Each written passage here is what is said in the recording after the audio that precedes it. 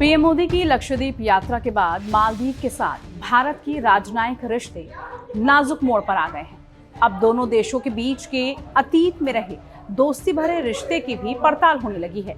भारत वो पहला देश था जिसने सबसे पहले साल 1965 में मालदीव को आजाद देश का दर्जा दिया था।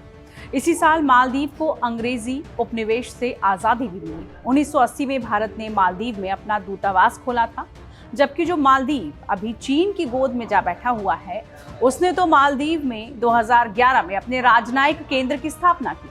बस यहीं से वो मालदीव चीन के करीब आने लगा, जो अब तक भारत के करीब था। अब मालदीव चीन राग गाने लगा था और उस एहसान को भूलने लगा था जो कभी भारत ने उस पर किए थे। नवंबर 2013 में अब्दुल्ला यामीन मालदीव के नए राष्ट्रपति बने। मालदीव के राष्ट्रपति मोहम्मद मोइजू का जिस तरह अभी चीन के प्रति झुकाव है, वैसा ही झुकाव यामीन का भी था। यामीन की सरकार वो पहली सरकार थी जिसने चीन की कूटनीति को मालदीव में खूब फलने फूलने दिया और यामीन की सरकार में ही मालदीव चीन की गोद में जा बैठा। यामीन के शासनकाल में ही मालदीव ने बीजिंग के साथ मुक्त व्यापार समझौते पर हस्ताक्षर किए और यहीं से मालदीव चीन के बेल्ट एंड रोड इनिशिएटिव का हिस्सा हो गया। मालदीव ने जैसे ही चीन के साथ ये समझौता किया, उसने अपने द्वीपों को चीन को पट्टों पर दे दिया और इस तरह चीन मालदीव में अपनी आर्थिक और कूटनीतिक दुकानें बढ़ाता रहा।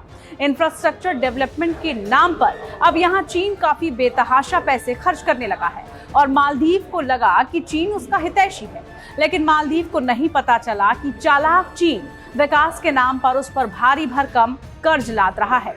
वैसे तो यामीन अर्थशास्त्री थे, लेकिन वो चीन के कर्ज वाले झांसे में कब आ गए उन्हें खुद ही पता नहीं चला।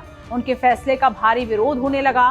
विपक्षी दलों ने खूब हंगामा काटा और चीन की नीतियों को खारिज करने की मांग होने लगी। लेकिन यामीन सरकार चीन के बहकावे में इस कदर आ चुकी थी कि उन्होंने ऐसा करने से मना कर दिया।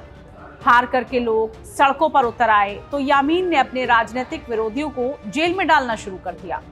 मामला अदालत में जा पहुंचा।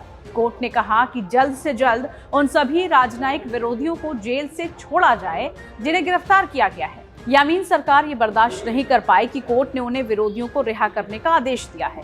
जिन जजों ने ये फैसला सुनाया, यामीन सरकार ने उन जजों को ही जेल में डाल दिया और देश में इमरजेंसी की घोषणा कर दी।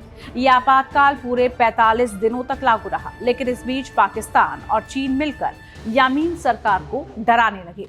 पाकिस्तान ने इस मौके का फायदा उठाते हुए भारत के खिलाफ साजिश रची और यामीन के अंदर इस बात का खौफ पैदा कर दिया कि भारत ने समुद्री इलाके की निगरानी के लिए उपहार में नेवी के जो हेलीकॉप्टर्स मालदीव की सुरक्षा को खतरा है।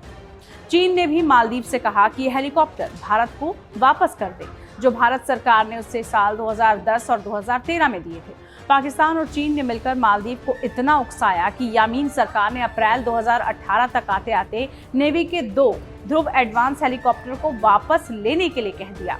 मालदीव ने जिस हेलीकॉप्टर को वापस लेने के लिए कहा, वो अडू एटॉल पर तैनात थे। ये द्वीप मालदीव का सबसे दक्षिणी द्वीप है जो सामरिक लिहाज से हिंद महासागर में निगरानी के लिए था। दूसरा हेलीकॉप्टर लामू एटॉल पर तैनात था। ये एक संवेदनशील जगह थी क्योंकि चीन वहां तब बंदरगाह बनाने पर विचार कर रहा था। भारत के हेलीकॉप्टर से चीन को अपने लिए खतरा महसूस हो रहा था, इसलिए वो ये हेलीकॉप्टर वापस करने के लिए मालदीव पर दबाव बनाने लगा। अगर आपको ये वीडियो पसंद आई हो तो उसको लाइक कीजिए, शेयर कीजिए। साथ ही आप देखते रहिए टाइम्स नाउ भारत डिजिटल। नमस्कार।